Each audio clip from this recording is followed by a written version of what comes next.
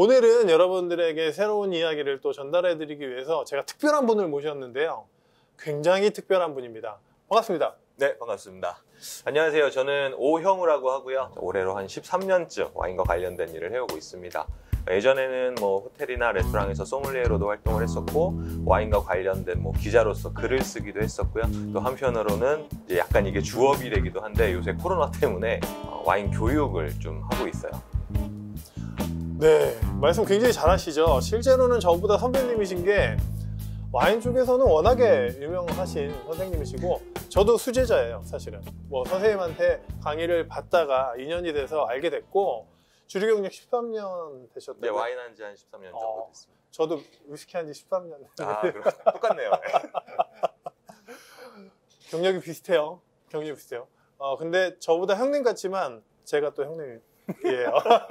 매우 슬프게도 제가 형님 같지만 제가 동생입니다. 저는 말을 쉽게 못 놓겠더라고요. 네. 아무래도 이제 뭐 선생님, 제자 이렇게 그렇죠. 만나다 보니까 그렇죠. 더 그런 게 있겠죠. 네. 제가 오늘 선생님을 모신 이유는 우리 위스키에 대해서 이야기를 제가 많이 하고 위스키에 대해서 점적으로 하는 방송이긴 하지만, 네네. 우리가 앞으로 위스키에 대해서 더 많은 풍부한 얘기를 하려면 와인을 좀 알아야겠다.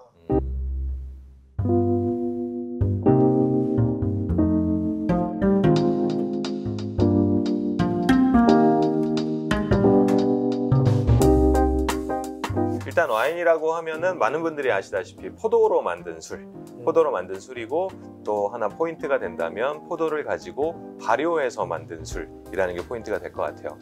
왜 이 와인은 나무통에 넣을까?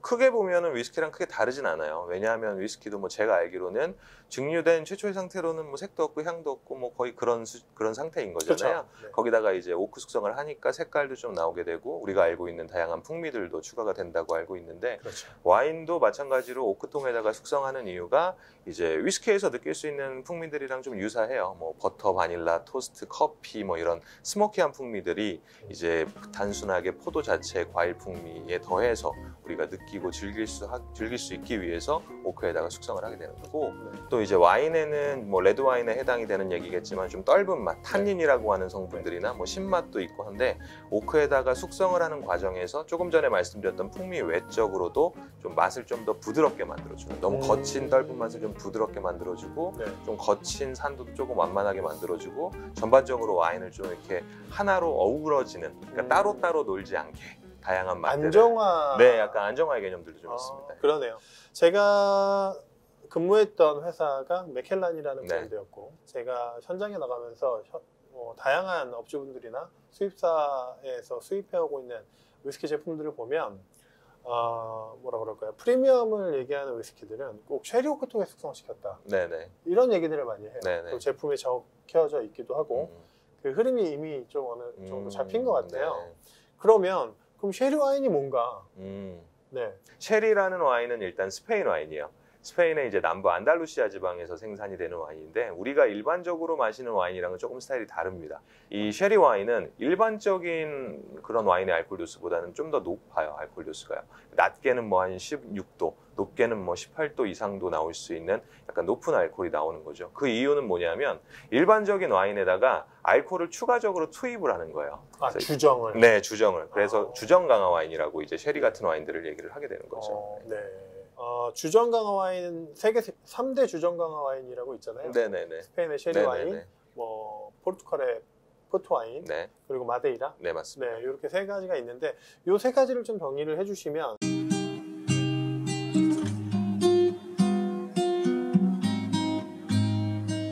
일단 쉐리 와인은 설명드린 것처럼 스페인 남부지방에서 생산이 되는 강화 와인이고요. 얘는 일단 산화 숙성시키는 타입의 와인들이 존재를 해요. 흔히들 이제 위스키를 쉐리 캐스크에다가 에이징 하시는 이유도 이 산화 풍미를 얻기 위해서, 이 독특한 산화 풍미. 산화라는 게 어떤? 그러니까 쉐리 와인은 뭐 양조하는 과정에서 일부러 공기 중에 노출을 시키는 그런 과정이 들어가기도 해요. 그래서 그 과정에서 이제 독특하게 약간 뭐 사람에 따라서는 병원 냄새라고 표현하는 냄새가 나기도 하고, 약간 견과류 냄새 같은 것들 다양하게 느껴지기도 하고, 이런 특이한 풍미들이 생겨나게 되는 거거든요. 일부러 공기 중에 노출시켜서 산소와 접촉시키는 거죠? 네네, 맞습니다. 그래서 부패를 더 빨리 시키는 건가요? 그러니까 뭐 산화는 어떻게 말하면은 좀 좀 좋은 의미의 뷔페 정도라고 해야 될까요? 그러니까 발효. 뷔페는 못 먹지만 네. 그러니까 산화는 어느 정도 그래도 사람이 마실 수 있으면서 와인의 좀 독특한 풍미를 만들어내는, 특히 뭐 쉐리에 있어서는 굉장히 중요한 과정 중에 하나죠. 보통 쉐리들은 달지가 않아요. 단맛이 별로 없습니다. 네. 네. 왜 그런지 좀 설명 좀 부탁드립니다. 왜냐하면 발효를 다 끝까지 한 다음에 알코올을 넣어요. 이제 효모가 발효를 하는 거잖아요. 이스트가 발효를 하면서 당분을 먹으면서 알코올을 만들어내게 되는 건데, 당분을 다 먹은 거예요, 효모가. 그러니까 모든 당분을 알코올로 100% 다 전환을 시켜놓은 거죠. 그 다음에 알코올을 넣는 거예요. 그러니까 그렇지. 단맛이 하나도 없으면서 알코올이 높은 와인이 되는 거죠. 그래서 이제 쉐리는 달지 않다. 그렇죠. 네. 쉐리 와인 초보자 입장. 네. 쉐리 와인 중에 유명한 제품. 일단 한국 시장에서는 쉐리 시장이 크지가 않아요. 그러니까 쉐리뿐만이 아니고 주정 강화 와인이라는 카테고리 자체가 그렇게 인기 있는 그런 시장이 아니라서 많이는 없는데, 쉐리 와인 중에 여러분들이 그래도 주변에서 조금 드실 만한 게 이제 곤잘로 바에스라고 하는 생산자가 만드는 여러 쉐리 종류들이 있습니다.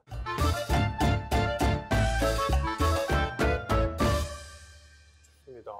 그러면 이런 특징이 있는 쉐리 와인을 담았던 통, 네네. 네, 이 통을 가져다가 여기에 위스키를 숙성시키는데 네. 감으로 70~80% 정도는 꼭 쉐리 제품은 하나씩 꺼내요. 시장에 니즈가 있기 때문에. 이게 최근 트렌드이긴 한데, 쉐리 오크 통이 너무 좋아서 그 쉐리 오크 통만 가지고 숙성을 시켜야 돼. 이렇게 해서 시작된 거라고는 생각하지 않아요. 그렇죠. 네.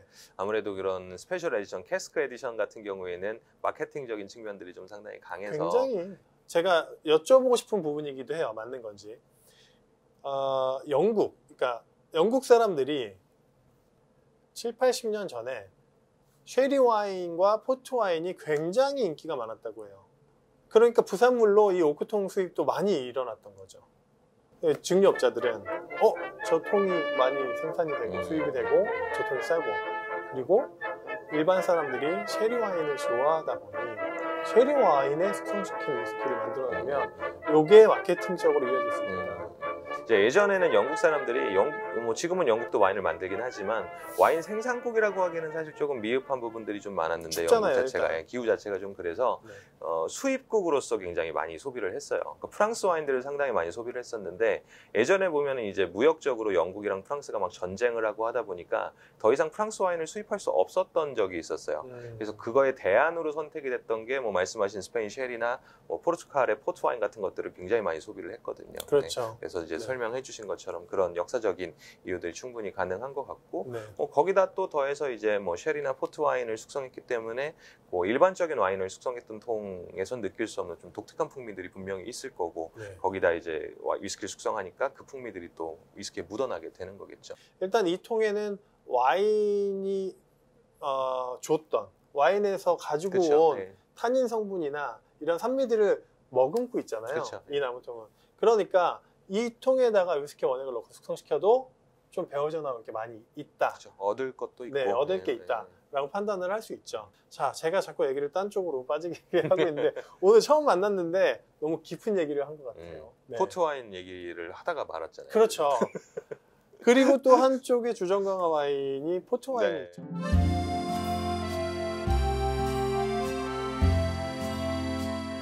포트 네. 와인은 이제 포르투갈에서 생산이 되는 주정강화 와인이에요.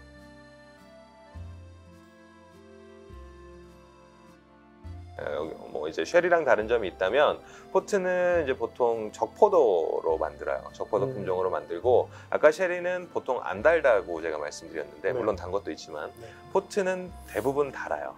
포트는 발효가 되는 중간, 그러니까 다시 말해서 포도즙의 당분이 아직 남아있는 시점에서 알코올만 넣어요.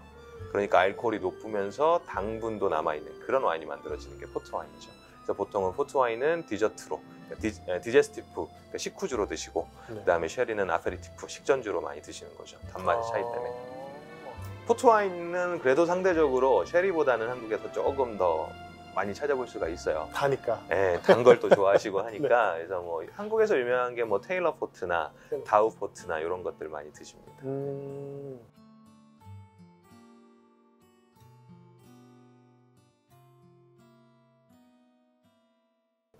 그러면 저희가 마데이라는 사실 잘 몰라요. 네.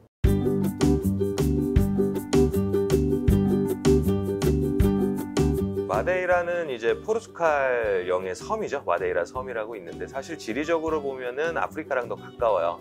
포르투갈 땅이기는 하지만 되게 좀 무더운 그런 곳이고 사실 마데이라는 와인보다는 호나우두 축구 선수로 더 유명한 그런 섬이긴 그렇죠. 한데 호나우두 고향이거든요. 네. 공항에 가면 호나우두 이렇게 얼굴 이렇게 동상 같은 것도 있고 그렇습니다. 근데 마데이라 와인은 주정강화 와인인데 좀 특이한 점이 있다면 이제 포르투갈에서 마데이라 섬까지 왔다 갔다 배에다 싣고 와인들을 운반을 할 때 워낙에 덥다 보니까 위치적으로 아프리카랑 가까울 정도로 이제 적도랑 좀 더 가깝고 하다 보니까 열에 노출이 되면서 와인이 쉽게 말하면 열화가 되는 거죠. 한번 열받아가지고 네. 약간 그 데미지를 받은 거예요. 근데 데미지를 받아서 이거 큰일 났다 싶었는데 먹어보니까 괜찮은 거죠. 일반적인 주정강화 와인에서 느낄 수 없는 풍미들이 느껴지니까 야, 그럼 이걸 일부러 한번 열화를 시켜볼까라고 해서 네. 이제는 이제 뭐 양조 기구나 이런 것들을 활용해서 뭐 낮게는 한 40도, 높게는 한 60도 온도에 이제 주기적으로 열을 줬다가 뺐다가 해서 일부러 와인을 열화를 시키는 그런 타입의 주정강화. 일부러 스트레스를 줘서 네네. 그 특유의 풍미를 만들어내는 거예요. 네, 마데이라 특유의 그러니까 마데라이즈드 됐다 이런 표현도 해요. 열 때문에 열화가 된 와인들을 표현하는 거예요. 네, 그런 표현도 있습니다. 우리나라에서 그래도 좀 많이 팔리고 소비자들이 좀 좋아할 만한 주정강화 와인이 있다면 어떤 걸 개인적으로 추천하실 만한 게 있다면? 저는 주정강화 와인 시장이 말씀하신 것처럼 뭐 이렇게 연세 있으신 분들이 좋아하는 약간 올드 패션의 이미지가 있다라고 말씀하셨는데 실제로도 와인에 대한 경험이 정말 전무하신 근데 와인 한번 먹어보고 싶은데 나는 와인을 몰라. 근데 나는 단술이 좋은데 나 뭘 먹어야 되지? 라고 하는 분들이 있다면은 저는 항상 포트 와인을 되게 추천을 많이 해요. 일단 알코올이 높죠. 그러니까 소주라는 주종에 익숙한 우리나라 분들은요, 특히 와인에 대한 경험이 없으신 분들은 알코올이 안 세면 술 같지가 않다고 그렇죠, 느끼세요. 맞아요. 임팩트가 없거든요. 네. 그러니까 포트 와인 알코올 높죠. 달죠. 네. 최고거든요. 그런 의미에서.